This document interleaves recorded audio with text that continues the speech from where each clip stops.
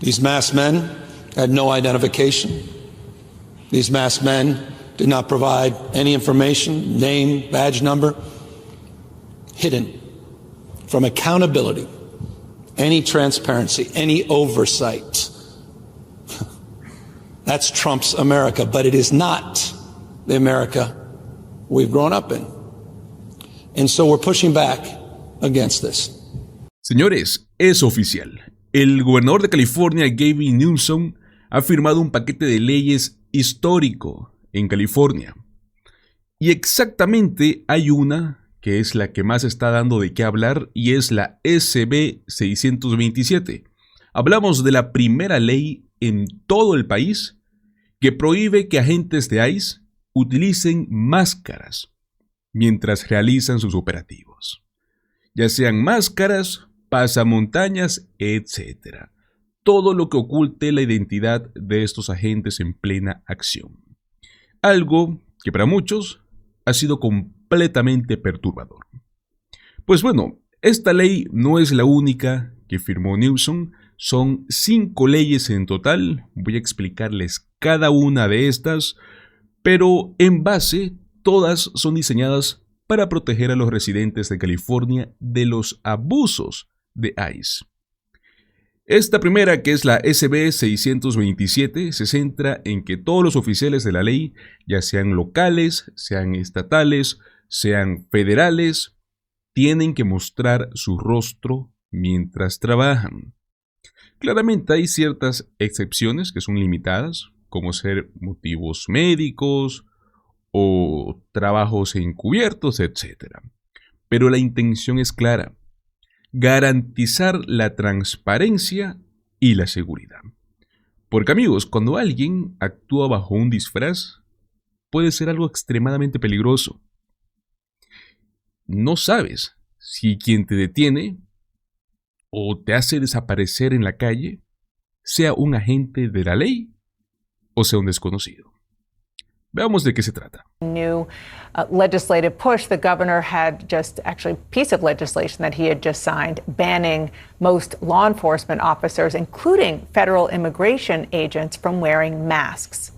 CNN's Julia Vargas-Jones joins me now from Los Angeles. Julia, what more can you tell us about the legislation that the governor says this was about? Well, this is legislation, Dana, that will basically ban any law enforcement officers from any kind of face covering. So that includes neck gaiters, ski masks, or anything that those ICE officers have been using here in California to conduct those raids. But that does not apply to state officers, I will add. So there are some exceptions, like for undercover agents, medical masks, and tactical gear. But basically what the governor said yesterday at the press conference where he announced this bill is that agents will have to provide identification and tell local agencies what federal agencies they are with, that they represent. And his argument is that anyone on American soil has the right to due process, including undocumented immigrants. He's saying that these raids here in Los Angeles and other parts of California have eroded public trust on federal officers, and that is what he's trying to restore with this bill. Take a listen. The impact of these policies all across this city, our state and nation are terrifying. It's like a dystopian sci-fi movie. Unmarked cars, people en masse, people quite literally disappearing, no due process, no rights in a democracy where we have rights. Immigrants have rights, and we have the right to stand up and push back, and that's what we're doing here today. This is a disgrace. Pues bueno amigos, sabemos que estados y federales a veces, ¿no? Estos dos tipos de policías o de autoridades, digamos, entran en conflicto, ¿no? Y seguramente esta ley va a ser muy desafiada en los tribunales, pero el diseño es algo estratégico, señores, porque al aplicarse a todos los cuerpos de seguridad, no solo federales, va a tener más posibilidades de resistir. Es como cualquier regla general. Si un oficial viola la ley de tránsito, no va a poder escudarse diciendo, hey, soy federal, no aplica. Pero bueno, no termina ahí porque como les mencioné, Gavin Newsom firmó otras leyes igual de importantes. Repasemos cuáles son. Tenemos la SB 805. Esto obliga a que todos los agentes tengan que mostrar identificación visible con su nombre o número de placa y la agencia a la cual pertenecen. Básico, pero necesario. Tenemos la SB 98. Exige que escuelas, distritos y colegios informen a estudiantes, padres y personal cuando oficiales de inmigración estén presentes. Tenemos la AB 49 que limita la entrada de agentes de inmigración a escuelas o guarderías sin una orden judicial válida. Esto lo hemos visto en muchos casos. Y luego tenemos la SB 81 que protege el acceso a instalaciones de salud, asegurando que los oficiales no puedan entrar sin autorización judicial. Bueno amigos, estas leyes representan el mínimo indispensable de transparencia y seguridad que yo creo que cualquier residente espera, ¿no?, de sus autoridades. Y bueno, todo esto se vuelve aún mucho más relevante considerando las políticas actuales de Trump. Hablamos de que estamos viendo militarización de ciudades, presencia muy prolongada de la Guardia Nacional, decisiones judiciales que permiten hasta un perfil racial injusto. Hemos visto ciudades tan diversas como en Los Ángeles. Actualmente estamos viendo este tema también en Portland, en Oregon. Por si no lo vieron, señores, esto es muy reciente y les muestro un poco de esto. Do you want to move now to the new protests in Portland, Oregon, in response to President Trump ordering troops into the city that he claims is war-ravaged? The commander-in-chief vowing to protect ICE facilities he says are under siege by Antifa. Well, people are now taking to the streets. They are pushing back on the military move. And News Nation's Jorge Ventura live for us in Portland now, bringing us the latest. Jorge, what is the size of that crowd? What are you seeing on the ground? Well, Natasha, we still have a crowd outside of the Portland ICE facility. Now, some people have started to leave, and it seems that the protest was calming down. About a few moments ago, actually, if we want to get a little bit closer, I want to show you this. A few moments ago, we did hear a warning from the ICE facility to clear out, and now we're actually seeing some federal agents, Natasha, line up behind this white fencing, and then we started to see the crowd now line up right in front of the driveway here. Now, tonight, we've seen it just a few times where the agents have come out and confronted the protesters, and the only reason that the agents so far have came out is to allow more federal vehicles into the building with additional agents. So we just heard that warning a few moments ago, and now we have the agents lining up with shields behind those white fences. It seems like they are going to come out any moment now and possibly try to clear out this crowd with the driveway and allow more federal vehicles into the building. Also, what was interesting, about 15 minutes ago, we did notice a military helicopter that was flying in a circle around right above us here at the ICE facility, which we also saw a military helicopter last night with a few drones. I'm not sure if you can see right here, that helicopter from us. It might be a little bit too far, but Natasha, I see that military helicopter once again circling us right now. We saw it last night. Here the gates just opened. Seems like the agents are going to come out. Y aquí tenemos también a la gobernadora de Oregon, Tina Kotek, denunciando esto mismo. In my conversations directly with President Trump and Secretary Newsom, I have been abundantly clear with them that Portland and the state of Oregon believe in the rule of law, and we can manage our own local public safety needs. There is no insurrection, there is no threat to national security, and there is no need for military troops in our major city. Military service members should be dedicated to real emergencies. The members of the Oregon National Guard, their mission is to stand up and protect Oregonians, and they will do that every day, but they are not needed in the city. They are not needed here. And you can tell because you're here with me in Portland. You can see that this city is safe and calm, and it is a beautiful day to be here. For those of you who are here downtown or watching at home, you know that our city is not the place that people think it is from years ago. There is business thriving, People are coming downtown. They are enjoying this community. We have students who are ready to go see the Lion King tonight at the Keller Auditorium. People are going to the Timbers match. People are downtown shopping. Folks who are getting ready to go to work at the restaurants here that make the Rose City a culinary capital are getting ready to go to work. People are shopping. People are going to the farmers markets or at the Saturday market. Portland's doing just fine. And I made that very clear to the president this morning. Our city is a far cry from the war-ravaged community that he has posted about on social media. And I conveyed that directly to him. That we got this, we are good, we are doing fine. And I also said to him, we have to be careful not to respond to outdated media coverage or misinformation that's out there. We know what's happening in our own city, and we are doing just fine. Afortunadamente, amigos, Gavin Newsom y la legislatura de California no están esperando a las elecciones intermedias, tampoco están esperando a que Trump cambie de opinión, ya están actuando para proteger a su gente, incluyendo inmigrantes, cualquier persona vulnerable a este tema arbitrario, ¿no? Policial. Amigos, esto es crucial no solo por California, sino para todo el país, porque nos demuestra cómo no solo protege a los indocumentados, cosa que sí lo hace, pero también a cualquier persona que pueda ser víctima de abuso, ya sea por su color de piel, por su acento, por el lugar en el cual trabaja. Sin duda vamos a seguir muy de cerca lo que vaya a suceder con estas leyes y vamos a estar manteniendo informados cada actualización, pero bueno, California lo está diciendo alto y claro. La transparencia y la seguridad de los ciudadanos no son negociables.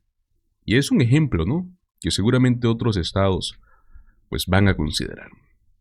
Ahora bien, señores, Donald Trump no se conforma con atacar a sus enemigos políticos porque ahora está yendo directamente contra la gente que él mismo en su momento puso en el poder.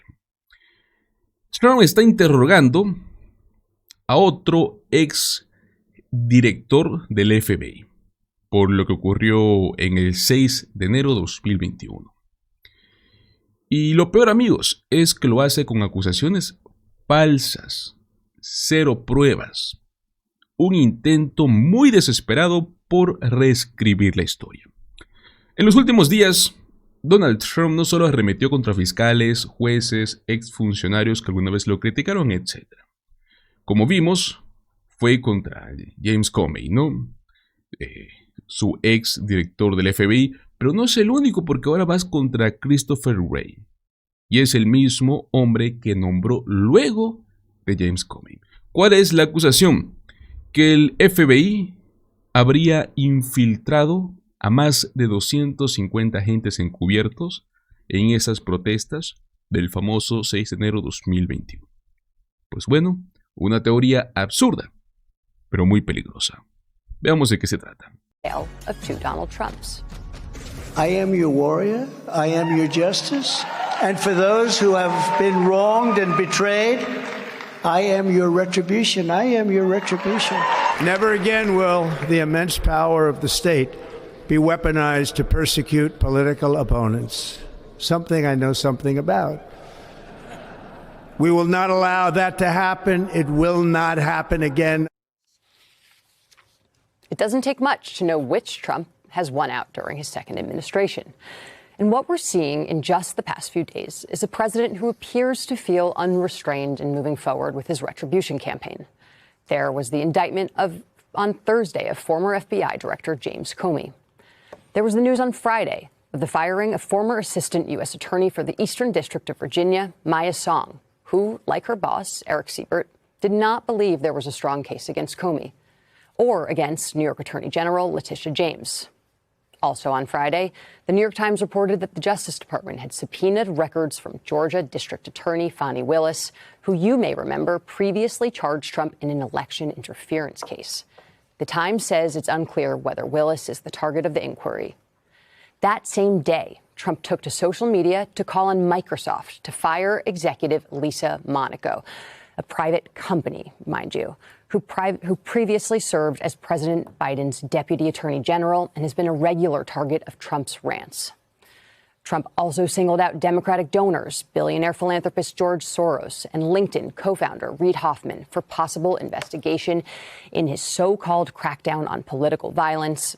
And in an unhinged rant posted yesterday, Trump accused Christopher Wray, the former FBI director Trump had appointed to replace James Comey, of lying as well. Trump falsely claimed that the FBI actually had more than 250 plainclothes agents embedded in January 6 crowds, and that Wray had, quote, some explaining to do. And again, let me reiterate, this was all just in the last few days. Joining us now to talk all about this, former DHS Chief of Staff during Donald Trump's first administration, Miles Taylor, and Politico magazine senior writer and former prosecutor Ankush Khardori. Thank you both for joining us this morning. Miles, you have been the target of these, as we called, unhinged rants. I'm wondering if you can walk us through the anatomy of a Trump threat and what it looks like, what it has meant for you personally, and what you think it means for other people who are potentially on, whether it's Kash Patel's list of enemies, Trump's Truth Social, or Christopher Wray. Well, look, I'll say that the consequences, they are very real. I mean, since getting added to the president's blacklist in April with this executive order, which was the first time in American history a president issued an EO directing a federal investigation into a named critic for First Amendment protected speech. Legal scholars tell me that had never happened in 249 years in American history until that moment. And now it's become a standard. Now the president of the United States, with a stroke of a pen, can do that. Some people might say, well, that's just a mean press release, right? How does that affect your life? It resulted in the business that I have blowing up. It resulted in financial turmoil for my family. My wife and I had to consider whether we needed to sell our house to be able to afford the legal cost. It has resulted in death threats against our family and family members. I mean, to come home to your house. And you're not just on the list. You are currently under investigation. That's correct. For what? Well, that's a good question. Yeah. At the time, the Wall Street Journal said this was tainted from the start because it was a, quote, fishing expedition. And that's what we believe it still is. The administration is hunting for evidence to justify the crime the president said I was guilty of. So this is the justice process backwards. The president said I was guilty of treason against the United States, a crime punishable by death, and then directed his team, go find me the evidence. So as we understand it right now, they're digging through every file, email, and action from my time in government to find something, anything that they can use to try to prosecute me. Even if they do nothing, even if it's just being on that blacklist, you come home to your house and find your wife crying on the couch, honey, what's wrong? Someone sending me messages saying they want to hold my shoulders and force me to look at you as you get shot in front of a firing squad. These are the types of things that start to happen. Even if Trump doesn't take the charge of treason seriously, his followers do. They want to make sure you know it. They hunt you, they stalk you, they dox you, they harass you, among many other things. So just getting called out by the president in that way in an unconstitutional way is very, very difficult in your personal life and the people around you. But it's not just about me, because this is a much broader thing that affects the American people. If my constitutional rights are being violated for this, anyone's constitutional rights are at risk because of this. And Ankush, it's not about the conviction, right? What Miles is describing is that at the end of the day, it is very possible, I think likely, that President Trump doesn't care if you get hauled in and convicted, that James Comey gets convicted of something. It is about the fear that is being instilled. It's about the chaos that it causes. It's about the wink and nod to the followers to go after the family members and the person themselves. And there's no reason to believe it's going to stop, right? We actually should believe that we're at the beginning of this, and that we live in a country where the president of the United States is going to use the full power and weight of the federal government to go against people he has perceived have wronged him over the last decade. And that is just a new reality. How are we supposed to that is in direct conflict with us as a democracy? Yeah, I mean, look, I think the reality is we all have to now accept is that Donald Trump fully controls his Justice Department. Attorney General Pam Bondi is directly responsive to Trump. Reportedly, she opposed the indictment of James Comey, but here we are, it happened anyway. and supposedly she opposed, and Deputy Attorney General Todd Blanche opposed the removal of the U.S. Attorney in the Eastern District of Virginia. It happened anyway. Yeah, let me read, on that note, New York Times reporting on Bondi and Blanche having initial reservations for Lindsay Halligan, who was Siebert's replacement. Ms. Bondi and Mr. Blanche had not been given much of a heads up or veto power over the pick. Both quietly questioned Halligan's credentials to run such an important U.S. Attorney's office, according to a person with knowledge of her thinking. They have subsequently offered their enthusiastic support for Ms. Halligan. So you start dragging your feet at the beginning, but then you capitulate, so it almost doesn't matter. Yeah. So, and Trump has told us, he told us last Saturday in this social media post that he fired the U.S. attorneys because that person wouldn't charge Comey and Letitia James and Adam Schiff. He has these executive orders out on Miles Taylor and Chris Krebs, and he's got a long list of people that he wants to pursue.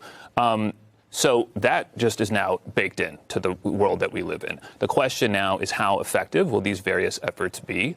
And I think to your point, the indictment of Comey, I think is further evidence that it's more about the process than the end.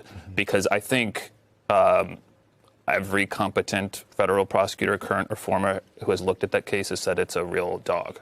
And I would be surprised. Anything's possible. We're at the start of the stage. I would be surprised if he's convicted. Is that an indictment you would ever put your name on? No, absolutely. I'm not surprised that nobody else in the office, which I once worked in for about 6 months, would do it either. These people aren't stupid. They don't want to put their bar licenses on the line, their reputations on the line. And I think that they did the right thing, making Lindsay Halligan or allowing Lindsay Halligan to do it herself. Because if this prosecution blows up or ends without a conviction, which I think it will probably end without a conviction, they would want to blame some deep state prosecutor or whatever. So if I'm in that office and I'm those prosecutors, you do it. You do it, Lindsay Halligan. And if you want a second chair at the trial, go get Todd Blanche to help you out with it. And you guys do this and you own it entirely. Because the case against Comey, I'm kind of surprised it even got past the grand jury. But bear in mind, they rejected one count. And on the two of the three counts, the two that went through, it was only 14 of the 23 grand jurors. You need 12 to get an indictment. They're applying a probable cause standard. They're just asking whether you've established probable cause that the crime has been committed, not whether it's been done beyond reasonable doubt. And there's no defense in the grand jury, and they still can only get 14. So what happens when there's an actual trial and there has to be a unanimous verdict, 12 jurors, beyond a reasonable doubt on every single element, with an actual competent defense present?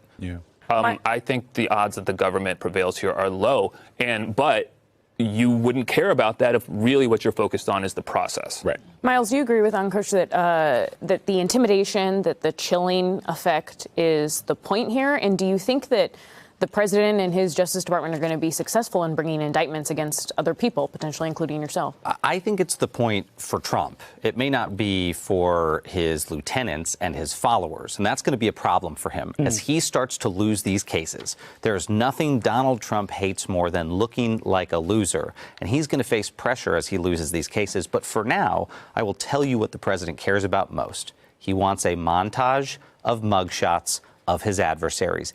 And I mean that literally. There's that montage of Trump in the center and all the people involved in January 6th and others who were charged after his presidency. He wants that recreated with the faces of his enemies. This is a singular focus for him on a daily basis, is how do I create that guess who board of different faces of my enemies? But mugshots are not people in prison, and he's led his followers to think he's going to put people in prison for this. And I want to point out a deep hypocrisy that I haven't heard anyone point out yet, which is they have alleged that James Comey leaked to the press about a sensitive FBI investigation, and then they charged him.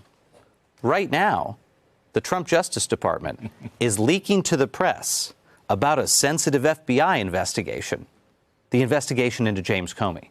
They are doing the thing that they are decrying with these charges. Now, they said Comey lied about it. But right now, Trump's DOJ is actively leaking about this investigation. Tweeting about it. And things from other investigations. Exactly. They're doing the thing that they're arguing against. And ultimately, at the end of the day, I do think what has happened here is an impeachable offense. In some ways, the overt criminality of what happened here with the Comey indictment is more significant than you saw than in Trump's two previous impeachments. Ankush, you said You know, as you just noted, you worked in this office. You were doing this job at some point. Our colleague Ken Delanian reported on Friday that nearly every person that he was speaking with within the Justice Department was scrambling and trying to get out, if that was possible. Yesterday, we had someone speculating and sort of float the idea that people who can't leave might not be able to do so for pension reasons or financial reasons and whatnot. What are you hearing from the people that you previously worked with? Does that resonate? I mean, there is always this sort of low-level anxiety, I guess, in these offices, including EDVA, when you have something like this happening. And this happened during the first Trump administration too. Quite frankly, I was in the office. Not to this extent. Well, no, I was just going to say, when Trump was elected in 2016, I was in that office at the time, right? And there was a lot of anxiety about. Do we stay or do we go? Yeah. Yes. And I think for the most part, people should stay. And because, the Comey thing, what happens with the Comey thing, it's not going to fall on any of them, the line prosecutors there who are not touching it. Let them do whatever they're going to do. Let them flail and fail at that prosecution. But yeah, I mean, people have jobs and they have kids, and it's a bad job market, particularly in this area, since the Trump administration fired so many lawyers from across the administration. But is that not tacitly signing off on what's happening? No, that's the concern. I do not think. I can understand why people might think, oh, if you're in this office that is prosecuting James Comey, then aren't you signing on to? I think that's unfair to the people in that office. If you're not touching the case, you're not touching the case. And that office needs to exist and run with competent prosecutors in it. It's an important office. Sin duda alguna, señores, esto es el ejemplo más claro del manual trumpista. Inventar una teoría, señalar culpables sin tener pruebas, lanzar a su base contra ellos. Porque, ojo, esto no es simplemente un exabrupto en redes sociales, ¿no? Cuando estás viendo que el presidente está acusando al que llegó a ser uno de muchos directores del FBI, que él mismo colocó, y mentir sobre el ataque al Capitolio, lo que está haciendo es socavar la confianza en esta institución mucho más de lo que ya lo ha hecho. Y está alimentando esta paranoia, señores, está preparando el terreno para, una vez más, justificar represalias. Aquí es donde se pone algo peligroso porque Donald Trump no busca justicia, señores, busca venganza. Es este camino de la vendetta. Su estrategia no es probar delitos, es fabricar enemigos. De hecho, hemos visto hasta exfuncionarios como Miles Taylor, ¿no?, que han explicado que Trump primero declara a alguien culpable y luego ordena a su gente que encuentren el delito, ¿no? Y eso es exactamente todo lo contrario al debido proceso, ¿no? Yo he visto a algunos defensores del trumpismo decir que si el FBI realmente ocultó información que tienen y merecen rendir cuentas. Y claro, en un país democrático, nadie está por encima de la ley. Pero amigos, acá hay un detalle que desmonta esa excusa. Donald Trump hasta el momento no ha presentado pruebas de nada. Es más, su propio fiscal general, su propio aparato de seguridad lo han desmentido una y otra vez. Lo que está haciendo Trump es querer manipular la narrativa para que su base crea que el verdadero culpable del 6 de enero no fue él ni sus aliados, sino el mismísimo FBI. Ya está cambiando un poco, ¿no?, la narrativa. Quiere reescribir la historia.